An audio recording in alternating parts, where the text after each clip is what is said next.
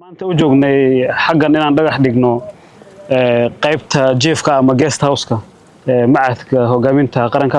ku maatiyihiin wasiirada iyo gudoomiyaha in ay martii noogu ahaadaan waa balaarin on loo sameynayo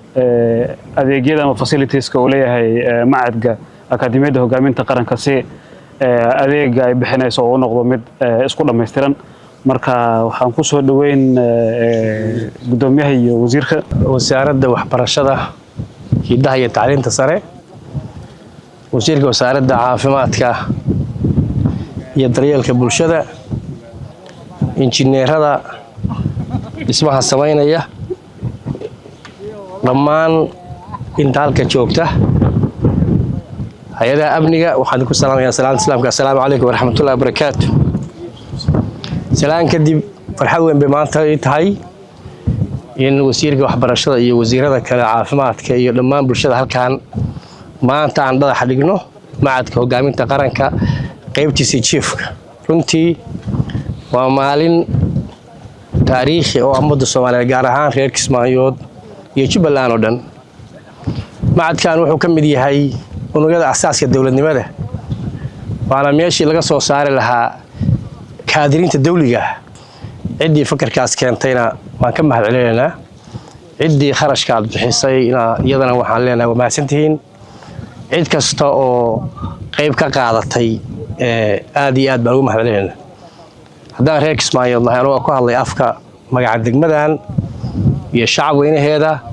waxaan aad u soo dhaweynaynaa horena waan u soo dhaweynay macadkan hogaaminta leadershipka oo qaranka nasiib baan u yeelanay hadda ka horna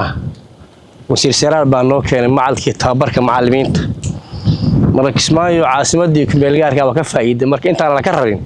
wax kale loo keenay ku sii dardarnay waan mahadsantihiin intii waxaan ugu faraxsanahay dhagax dhigga macadka leadershipka hogaaminta qaranka oo sida la sheegay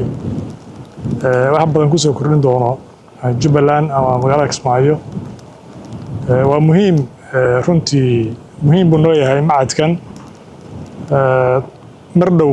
waxaan rajaynaynaa in la furi doono oo shaqadiisa bilaabi doono oo ay ka soo bixi doonaan runtii dadkii ummadda Soomaaliyeed wax tari lahaa baahi baa jirta waxbarasho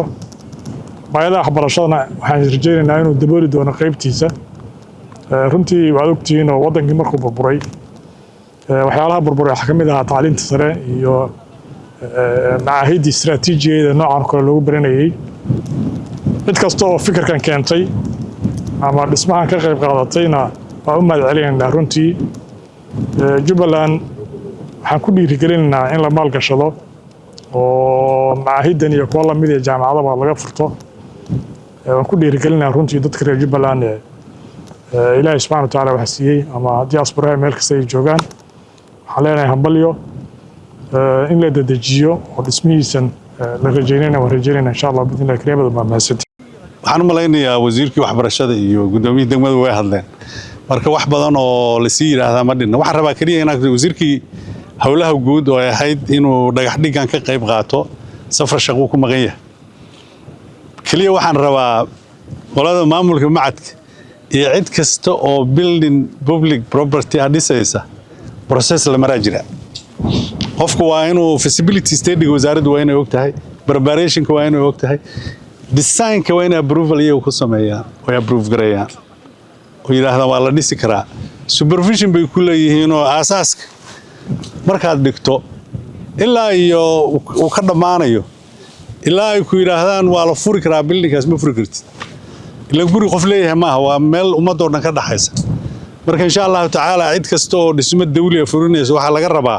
inay process ka marto insha Allah tacaala waan u mahadcelinayaa qof kasta iyo cid kasta iyo institution kasta oo ka qayb qaatay inuu macadka hogaaminta qaranka uu maanta Kismaayo ka dhisan yahay oo Kismaayo tahay meesha loo soo doonanayo cilmigaas iyo aqoontaas aad baan uga mahadcelinayaa waxaan rajaynayaa dhulkan bannaan in recreation centers laga dhiso oo adduunka wasiiradu markay u baahdaan retreat meeshii ay imaan lahaayeen halkan inay noqoto insha Allah tacaala